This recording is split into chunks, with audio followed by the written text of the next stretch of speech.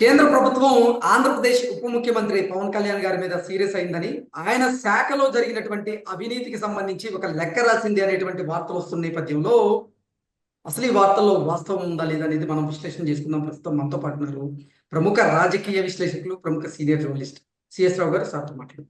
Sir నమస్తే sir. నమస్తే. కేంద్ర ప్రభుత్వం పవన్ కళ్యాణ్ గారి మీద సీరియస్ అయినట్లుగా పవన్ కళ్యాణ్ గారి శాఖలలో జరిగినటువంటి అవినీతికి సంబంధించినటువంటి లెక్క ఇప్పుడు కేంద్ర ప్రభుత్వం బయటికి తీసినట్లుగా కొన్ని వార్తలు వస్తూ ఉన్నాయి. ఏంటి సార్ ఆ వార్తల్లో అసలు వాస్తవం ఉందంటారా? కేంద్ర ప్రభుత్వ పెద్దలు పవన్ కళ్యాణ్ మీద సీరియస్ అయ్యారంటారా? ఇప్పుడు కేంద్ర ప్రభుత్వం ఒక లెటర్ రాసింది అని అంటే సీరియస్ అయినట్టే. కేంద్ర ప్రభుత్వం లెటర్ రాసిందంటే ఎవరు రాస్తుంది? చీఫ్ సెక్రటరీ రాస్తుంది. చీఫ్ సెక్రటరీ రాసింది అని అంటే దాని అర్థం ఏంది? ముఖ్యమంత్రిని అలర్ట్ చేస్తున్నట్టు.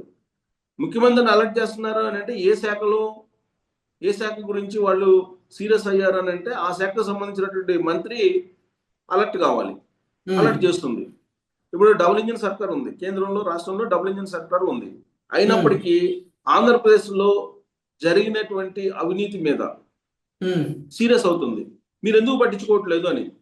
గతంలో జరిగినటువంటి అవినీతి ఏదైతే ఉందో దాన్ని ఐడెంటిఫై చేసి దాన్ని అడ్డుకట్ట వేయాల్సినటువంటి ప్రస్తుత కూటమి ప్రభుత్వం ఎందుకు వేయలేకపోతుందని చెప్పి కేంద్ర ప్రభుత్వమే లెటర్ రాసేటువంటి పరిస్థితికి వచ్చింది ఆంధ్రప్రదేశ్ లో.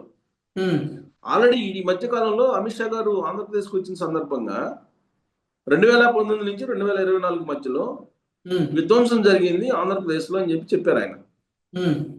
ఆ రోజున వైఎస్ఆర్ కాంగ్రెస్ పార్టీ వాళ్ళు ఏమన్నారు? హోంశాఖ మంత్రిగా ఉంటూ మీరే విధ్వంసం జరిగిందని చెప్పి ఆరోపణ చేస్తున్నారు కదా, ఒకవేళ జరిగితే విచారణకు ఆదేశించవచ్చు కదా అని చెప్పేసి వైఎస్ఆర్ కాంగ్రెస్ పార్టీ వాళ్ళు అడిగారు. షర్మిలా గారు అయితే ఇంకొక అడుగు ముందుకేసి జగన్మోహన్ రెడ్డి మీద మీరు ఎంక్వైరీ ఎందుకు వేయట్లేదు, మీరు ఒకటే కదా, మీరు అంతా ములాఖత్ అయ్యారు కదా, ఆయన విధ్వంసం చేయడానికి సహకరించింది మీరే కదా అని చెప్పి ఆమె ఇంకొక అడుగు ముందుకేసి విమర్శలు కూడా చేశారు.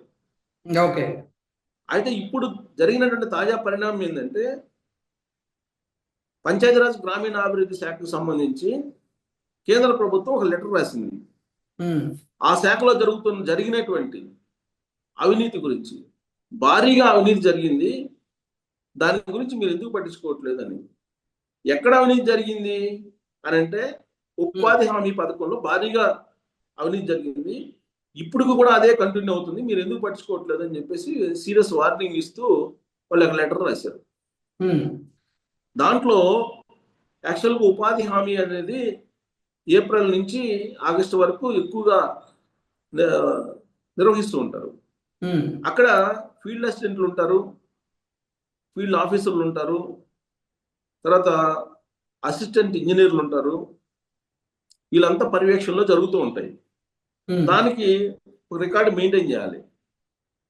ఎక్కడా రికార్డు మెయింటైన్ చేయలేదు. ఈ నిధులన్నింటినీ కూడా ఎంత ట్యాంపరింగ్ చేశారంటే సోషల్ ఆడిట్ కూడా లేకుండా అడ్డగోలుగా కొన్ని కోట్ల రూపాయలు దోచేశారు అని చెప్పి వాళ్ళు లెటర్ రాశారు. దీని మీద మీరు ఎందుకు పట్టించుకోవట్లేదని చెప్పి ఆ శాఖకు సంబంధించినటువంటి వాళ్ళని ప్రశ్నిస్తుంది కేంద్ర ప్రభుత్వం.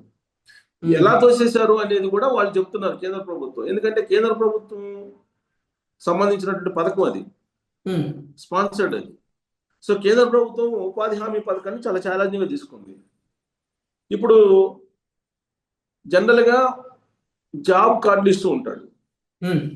ఆ జాబ్ కార్డు ఇస్తే ఆ జాబ్ కార్డుల మేరకు ఆ కన్సర్న్డ్ కూలీలు వెళ్ళి అక్కడ పనిచేయాలి. పనిచేసినప్పుడు థంబ్ ఇంప్రెషన్స్ తీసుకోవాలి, హాజరయ్యాలి. హాజరేసి దాన్ని ప్రొడ్యూస్ చేస్తే ప్రతి వారానికి ఓసారో 15 రోజులకు ఓసారో వాళ్ళకి ఆ డబ్బులు పడతాయి. రోజుకి 250 రూపాయల నుంచి 300 రూపాయల దాకా నిర్ధారించినట్టున్నారు పనిని బట్టి. సో ఆ అమౌంట్ ఏం చేస్తుందంటే మొత్తం రాష్ట్ర వ్యాప్తంగా ఈ ఫీల్డ్ అసిస్టెంట్లు, ఫీల్డ్ ఆఫీసర్లు, ఇంజనీరింగ్ అసిస్టెంట్లు, తర్వాత ఈ మండల ఆఫీసర్లకు సంబంధించినటువంటి అసిస్టెంట్లు, ఏపీడీలు అంటారు, వీళ్ళందరూ కలిసి కుమ్మక్క అయిపోయి మొత్తం ట్యాంపరింగ్ చేశారని చెప్పి ఒక నిర్ధారణకి వస్తుంది కేంద్ర ప్రభుత్వం. ఏది హాజరు కంప్లీట్ గా ట్యాంపర్ చేశారు, సోషల్ ఆడిట్ అనేది లేదని. సోషల్ ఆడిట్ అనేది చాలా ఇంపార్టెంట్ అండి ఉపాధి హామీ పథకానికి. ఉమ్, కేవలం ఉపాధి హామీ కాదు, ఏ గవర్నమెంట్ ఏ పని చేసినా కానీ సోషల్ ఆడిట్ చేస్తారు. సపోజ్ ఒక గ్రామంలో రోడ్డు వేశారు, రోడ్డు వేసినప్పుడు ఆ రోడ్డుకి సంబంధించినటువంటి ఎస్టిమేషన్స్ అన్ని కూడా డిస్ప్లే చేస్తారు ఉమ్, బోర్డులో. అవును. ఒక బోర్డు పెడతారు, అక్కడ డిస్ప్లే చేస్తారు ఆ రోడ్డు యొక్క నిర్మాణానికి ఎస్టిమేషన్ ఎంత అయింది, దాంట్లో మెటీరియల్ కాంపౌండ్ ఎంత ఉండాలి, దాంట్లో మళ్ళీ శ్రమ శక్తి ఎంత ఉంటుంది, ఉమ్, తర్వాత మిక్స్ ఎలా ఏ రేషియోలో మిక్స్ చేస్తారు, ఇవన్నీ వివరాలు ఉంటాయి. ఆ వివరాలన్నీ బోర్డులో డిస్ప్లే చేస్తారు. అవును. డిస్ప్లే చేసిన దానికి అనుగుణంగా వాళ్ళు వర్క్ చేయాలి. సరే, ఉమ్, చాలా చోట్ల చేయట్లేదు. అయితే తర్వాత మొత్తం వర్క్ అయిపోయిన తర్వాత సోషల్ ఆడిట్ చేస్తారు. ఈ ఉమ్, సోషల్ ఆడిట్ మీద సంతకం పెట్టాల్సింది ఎవరంటే అక్కడ ఉండేటువంటి ఇంజనీర్లు. ఈ సోషల్ ఆడిట్లు అంటే ప్రజల యొక్క సమావేశాన్ని నిర్వహించి, గ్రామ సభల్లాగా నిర్వహించి, దాని మీద అభ్యంతరాలు ఏమైనా ఉన్నాయా, మీకు ఏమైనా ఇన్ఫర్మేషన్ తెలుసా, దీంట్లో దుర్వినియోగం జరిగిందా అనేది తెలుసుకుంటారు. తెలుసుకొని సోషల్ ఆడిట్ రిపోర్ట్ పంపిస్తారు. సోషల్ ఆడిట్ రిపోర్ట్ ఖచ్చితంగా పంపించాల్సిందే. ఉమ్, అయితే దీన్నంతా ట్యాంపరింగ్ చేస్తూ ఉంటారు సహజంగా. ఉమ్, అది ట్యాంపరింగ్ చేశారు. అసలు కూలీలు హాజరు కాకుండా మొత్తం డబ్బులు డైవర్ట్ చేశారు. వాళ్ళకి రావాల్సినటువంటి డబ్బులంతా కూడా వైఎస్ఆర్ కాంగ్రెస్ పార్టీలో ఉండేటువంటి గ్రామ స్థాయి లీడర్లు అందరూ ఆ నిధులను తీసేసుకున్నారని చెప్పి కేంద్ర ప్రభుత్వం చెప్తోంది. ఉమ్, సోషల్ ఆడిట్ అసలు ఎందుకు చేయలేదు మీరు? సోషల్ ఆడిట్ చేస్తే కనుక కొన్ని చోట్ల సోషల్ ఆడిట్ చేస్తే వాళ్ళు సెంట్రల్ గవర్నమెంట్ వాళ్ళకి సంబంధించి వాళ్ళకు ఉన్న ఇన్ఫర్మేషన్ ప్రకారం ఉమ్, మీరు సోషల్ ఆడిట్ ఇవ్వలేదు, దాన్ని దుర్వినియోగం చేశారు, ప్లస్ మొత్తం ట్యాంపరింగ్ చేశారు, అసలు పనులే జరగకుండా పనులు చేసినట్టు చూపించారు. తర్వాత మెటీరియల్ కాంపౌండ్ లో కూడా మీరు ఫేక్ బిల్లులు పెట్టారని చెప్పి తెలుస్తున్నారు. ఉమ్, ఇది ఒక పెద్ద స్కామ్. ఈ స్కామ్ మీద ఎందుకు రాష్ట్ర ప్రభుత్వం చర్యలు తీసుకోవట్లేదని చెప్పి కేంద్ర ప్రభుత్వం లెటర్ రాసింది. లెటర్ రాస్తే కేంద్ర ప్రభుత్వం ఏం చేసింది, ఆయా మండలాలు ఆయా జిల్లాలకి సహజంగా చీఫ్ సెక్రటరీకి లెటర్ వస్తే ఏం చేస్తారు, దానికి అనుగుణంగా ఆయన ఒక సర్కులర్ జారీ చేస్తాడు జిల్లా కలెక్టర్లకి. ఆ జిల్లా కలెక్టర్ ఏం చేస్తాడు, రెవెన్యూ డివిజన్కి అలర్ట్ చేస్తాడు. రెవెన్యూ డివిజన్ ఏం చేస్తుంది అంటే ఆర్డీఓ ఏం చేస్తాడు, ఎంఆర్ఓ ఆఫీస్కి ఎండిఓ ఆఫీస్కి అలర్ట్ చేస్తారు. అలర్ట్ చేస్తే వాళ్ళు ఏం చేస్తున్నారు, ఈ తప్పంతా కూడా కింద ఫీల్డ్ స్టాఫ్ చేశారు, మాకు సంబంధం లేదని చెప్పి వాళ్ళు తప్పుకుంటున్నారు. దీంతో గ్రౌండ్ లెవెల్లో ఉండేటువంటి ఈ ఫీల్డ్ అసిస్టెంట్లు, ఫీల్డ్ ఆఫీసర్లు వీళ్ళని తొలగించమని చెప్పి కేంద్ర ప్రభుత్వం చెప్పింది. దాంతో ఇప్పుడు తొలగింపు కార్యక్రమాలు చేస్తున్నారు. అది బాగానే ఉంది. మరి ఈ 5 సంవత్సరాల పాటు 2019 నుంచి 2024 వరకు జరిగినటువంటి ఫ్రాడ్కి కారణం ఎవరు? అది కొన్ని వేల కోట్ల రూపాయల డబ్బు కదా అది. మరి దానికి కారణం ఎవరు? ఆ డబ్బు ఎలా రికవరీ చేస్తారు? ఇదే లెటర్ రాసింది కేంద్ర ప్రభుత్వం. అంటే కేంద్ర ప్రభుత్వం లెటర్ రాసేదాకా పవన్ కళ్యాణ్ గారు మరి తెలిసి కాముకున్నారా, తెలియక కాముకున్నారా అని అంటే, బహుశా తెలిస్తే ఆయన కాముకుండు. ఆయన స్పీడ్ కనుక మనం గమనిస్తే, అటవీ శాఖకు సంబంధించి భూములు ఉంటే సరస్వతి పవర్ ప్రాజెక్ట్స్ ఇమీడియట్ గా వాటిని తీసేసుకున్నారు కదా. అలాగే రైస్ సంబంధించి పౌర సరఫరాల శాఖలో జరిగిన అవినీతి మీద సీజ్ ద షిప్ అంటూ ఆయన కాకినాడ పోర్టుకి వెళ్ళాడు. కాబట్టి ఈ సంఘటనలు కనుక చూస్తుంటే ఖచ్చితంగా పవన్ కళ్యాణ్ గారికి తెలిస్తే ఆయనైతే దాని మీద ఎంక్వైరీకి ఆదేశిస్తారు. గ్రౌండ్ లెవెల్లో ఏం జరిగిందని తెలుసుకుంటారు. బహుశా ఆయన దృష్టికి మరి ఈ ఇష్యూ వెళ్ళిందో లేదో తెలియదు, కానీ కేంద్ర ప్రభుత్వం అయితే చాలా సీరియస్ గా లెటర్ రాసింది. అట్లీస్ట్ ఇప్పుడైనా పవన్ కళ్యాణ్ గారు మరి దీని మీద దృష్టి సారిస్తే కొన్ని వందల కోట్ల రూపాయలు, వేల కోట్ల రూపాయల స్కామ్ బయటకు వచ్చే అవకాశం ఉంది. ప్లస్ సస్పెండ్ చేయాల్సింది ఎవరిని?